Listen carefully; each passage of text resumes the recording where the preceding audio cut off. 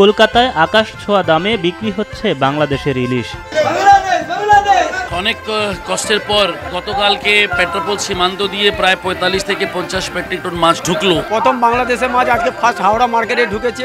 একদিন আগে মাত্র 10 মার্কিন ডলার অর্থাৎ ১১৮০ টাকা মূল্যে যে ইলিশ রপ্তানি হলো, ওপার বাংলায় সেই ইলিশের কদর এতটাই বেড়েছে যে কলকাতার পাইকারি বাজারেই প্রতি কেজি বাংলাদেশের ইলিশ বিক্রি হচ্ছে ১৬০০ থেকে ১৭০০ রুপিতে।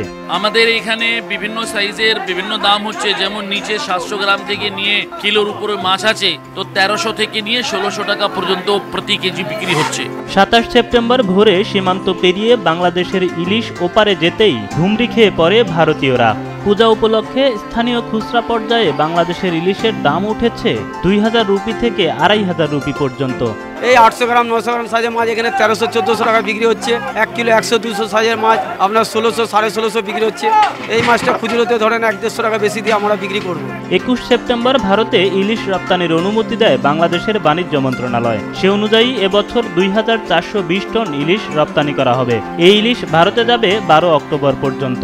কলকাতা আশা করে সবাই বাংলাদেশ ইলিশের জন্য সবাই আশা করে এই সময় যে পুজোর লোক আসবে, আত্মীয় স্বজন সবাই আসবে বাংলাদেশ ইলিশ খাওয়ার জন্য, সবাই অপেক্ষা করে থাকে। আশা করি যে এই যোগানটা পরপর বাড়বে আর আমরাও পরপর যে মাছটা নিয়ে আসবো দামটা কমবে।